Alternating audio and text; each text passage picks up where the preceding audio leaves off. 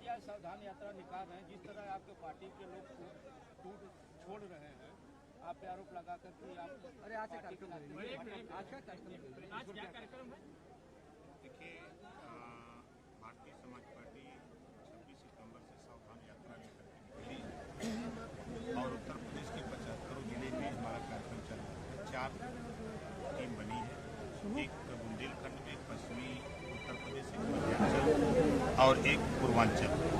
और पूर्वांचल में हम हैं, इसी के साथ साथ बिहार भी हम जाते हैं। इसका मकसद सिर्फ इतना है कि 1921 में जातिवार जनगणना हुई, जातियों की गिनती उसके बाद नहीं हुई, संविधान बना, संविधान में व्यवस्था मिली कि 10 साल पे जातिवार जनगणना होनी चाहिए, लेकिन 7 दशक हो गए जातिवार जनगणना नहीं हो पाई।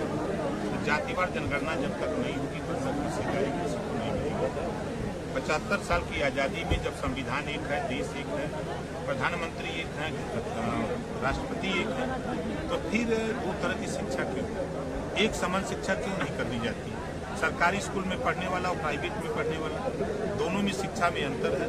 जब नौकरी के लिए अप्लाई करता है गरीब कमजोर सरकारी में पढ़ने वाला, तो जब वो जाता है वहाँ तो पता लगता है कि पेपर ही आता है, तो गरीब फेल हो जाता है और प्राइवेट में पढ़ने वाला अमीर पास हो जाता है। तो एक समान अनिवार्य फ्री शिक्षा के लिए लोगों को जागरूक करना है।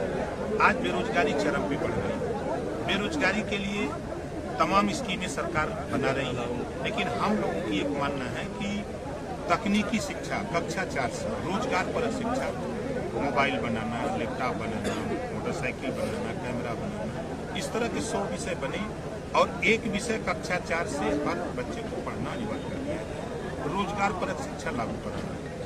RBI से लोन लेने वाले देश के उद्योगपति, उनके ऊपर जब विपत्ति आती है तो उनके कर्जे माफ हो जाते हैं। 1 लाख करोड़ रुपया अभी माफ हुआ है।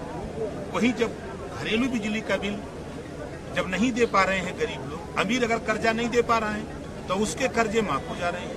वही जब गरीब घरेलू बिजली का बिल नहीं दे पा रहा है तो उसका कनेक्शन कट जा रहा है, गांव के गांव कनेक्शन काटे जा रहे हैं। तो हमारा अपना मानना, हमारी पार्टी का मानना है कि घरेलू बिजली का बिल माफ होना चाहिए, गरीबों का इलाज फ्री में होना चाहिए। ये चीजें लेकर के हम जनता को जागृत कर रहे हैं कि जनता जब तक जागृत नहीं होगी तब तक इसके लिए जनता लड़ेगी नहीं। जनता चुनाव आता है, नेता आते हैं, दारू पिला देते हैं, मुर्गा खिला देते हैं और दारू पिला के मुर्गा खिला के इनका वोट ले लेते हैं और 5 साल इनको मुर्गा बनाते हैं। जनता जानना चाह रही है भाजपा कब ज्वाइन करेंगे? इन दिनों लगातार आपकी नजदीकियां बढ़ रही हैं भारतीय जनता पार्टी के नेताओं से, क्या कहेंगे? कि अभी तो हम उत्तर प्रदेश में 25 करोड़ आबादी के बीच में और उनको हम संगठित कर रहे हैं अपनी पार्टी की ताकत पैदा कर। और एक कटु सत्य है कि देश की सत्ता की पार्टी भारतीय जनता पार्टी अकेले अपने दम का सरकार नहीं बना सकती। चैलेंज कांग्रेस हो, बसपा हो, सपा हो, कोई देश का कोई दल हो, सभी लोग गठबंधन से सरकार बना रहे हैं, चाहे यूपी हो, चाहे बिहार हो, चाहे देश हो, प्रदेश हो, सब जगह गठबंधन की सरकारें हैं। तो हम अपनी ताकत अभी पैदा कर रहे हैं। जब टाइम आएगा, 24 का चुनाव आएगा, 27 तो फिर देखा जाएगा। तब भाजपा अलायंस का ऐलान करेंगे।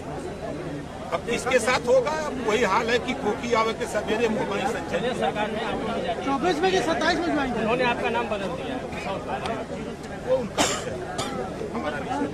दूसरा, अभी नेताजी का देहांत हो गया है, आप भी वहाँ गए थे, अब अखिलेश जी उनके वंशज के रूप में आए हैं, उनकी पूरी संभालेंगे। ऐसा कौन सा गुण होना चाहिए जो आप अखिलेश जी में देखना चाहते हैं? बाप बाप होता है, बेटा बेटा। बाप की विरासत, अगर बाप ने नींव रखा है मकान का तो वो नींव ही बेटा बरकरार रखे, वही सबसे बड़ी लायकियत है। अगर ईटा न तोड़े, नींव का ईट न तोड़े, खाली वही जो है नींव को ही ठीक ठाक रखे तो वही लायक माना जाता है। अगर उसमें ईटा न तोड़ सके उसी को बरकरार। कोई एक ऐसा उदाहरण जो आप देखना चाहते हैं उनके अंदर? अब उदाहरण हम उनको अभी समय उनके ऊपर मुसीबत का पहाड़ टूटा हुआ है पिताजी का जैसा। हम तो ईश्वर से प्रार्थना करेंगे कि भाई नेताजी को ईश्वर की शांति दे और इन लोगों को दुख सहने की क्षमता दें। अभी तक तो हमारी यही अध्यक्ष जी, आपके पार्टी के लोग जब से आपकी पार्टी तब से लोग आपके साथ छोड़ रहे हैं, कि क्या इसको देखकर ये सावधान यात्रा निकाल रहे हैं? आपको जानकारी होनी चाहिए। इस सावधान यात्रा की तैयारी हम लोग 4 महीने से कर रहे हैं। और एक दल बताइए जिस दल से लोग छोड़ करके न जा रहे हैं, एक दल का नाम बताइए, किसी एक दल का नाम बताइए। चुनाव छोड़ रहे हैं आप लोग। अभी आप नहीं आप पहले कर रहे अभी आपने देखा ना, अभी आपके सामने 2 दर्जन लोग ज्वाइन किए हैं। चुनाव तो नहीं नहीं ठीक है। मंत्री जी आप पहले कहते थे कि भाजपा को एक सीट नहीं निकालने देंगे, अब की बार सपा को चुनाव में बड़े वो बाढ़ चलते हैं, चुनाव में बड़े बड़े बाढ़ चलते हैं, तीर में ऐसे ऐसे बाढ़ रखे रहते हैं। केंद्र व प्रदेश सरकार हिंदू धर्म को बढ़ावा दे रही है, मंदिर बना रही, पूजा पाठ का आपके सहयोगी आपके गुरु जी कर रहे हैं, पूजा पाठ बंद करिए, और इससे आप कितना नहीं गुरु जी पूजा पाठ बंद करने के लिए नहीं कह रहे।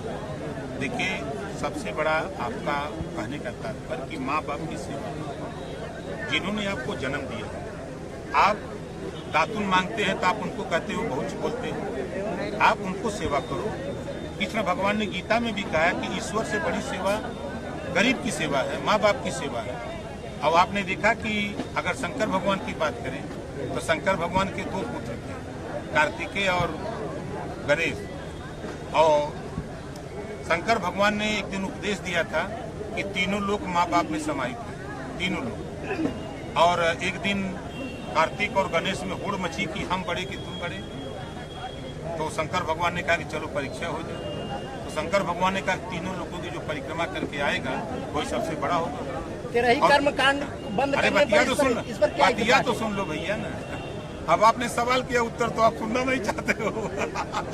वो तो सब लोग जानते हैं। कैसे जानते हैं? तो फिर जानते हैं तो फिर सवाल आपको नहीं करना चाहिए। फाइनली नेताजी अभी